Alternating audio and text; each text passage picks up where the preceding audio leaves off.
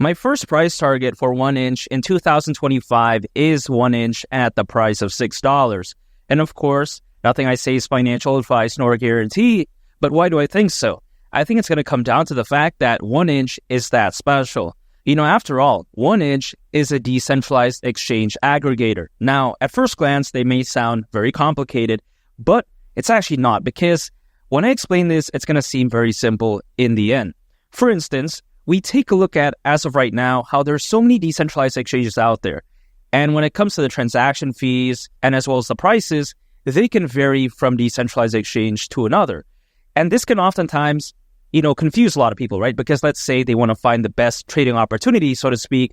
Let's say they have to manually check a bunch of decentralized exchanges. It's going to waste a bunch of time, and it's just not very efficient. However, with that being said, that is where 1inch steps in, because they take data from various decentralized exchanges, and as a result of that, they help users find the best trading opportunity, so to speak. They help find the best price and as well as the best transaction fees. That's how amazing 1inch is. People no longer have to check a bunch of decentralized exchanges. They can just use that, and they can just quite essentially find the best opportunity instead of having, again, to do it very manually. It's going to be very annoying, waste a bunch of time. And if I were to put an analogy on 1inch, this is the way I would put it.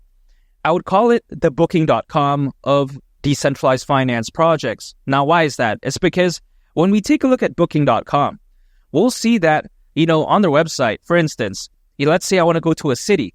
I can just use that and I can find the best hotel price, let's say the best ticket price. I don't have to manually check each and every single airline or each and every single hotel.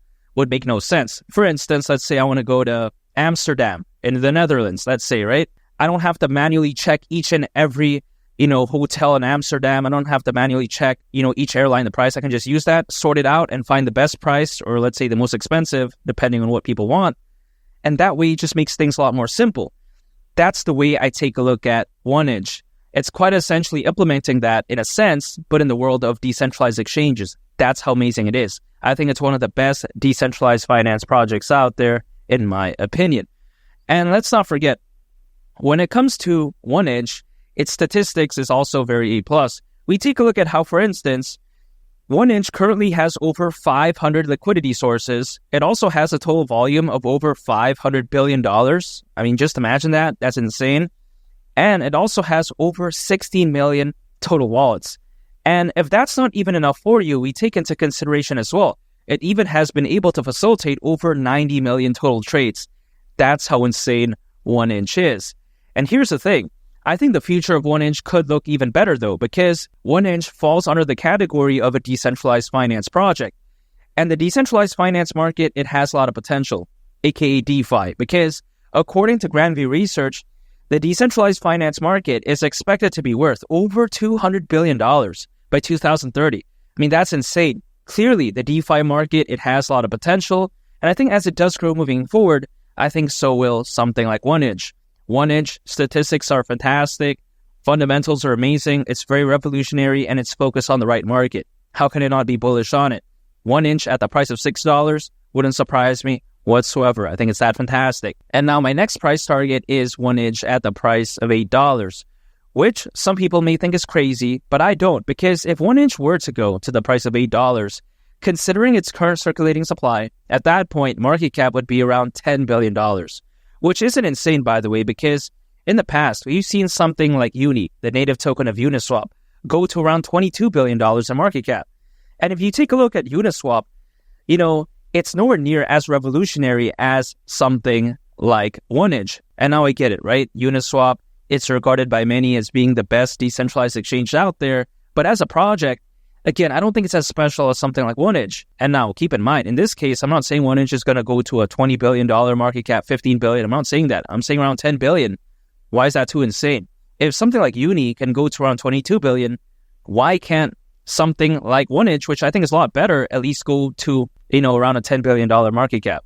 That's just the way I view it. And now, my next and final price target is 1inch at the price of $10, which, again, people may think is crazy, but I don't, because as of right now, there's nearly 600 million crypto owners, according to Crypto.com research. That's more than ever before in history, and nearly double, by the way, when compared to the peak of the 2021 bull run. So that's insane. And also, Bitcoin isn't even at the price of $100,000 yet.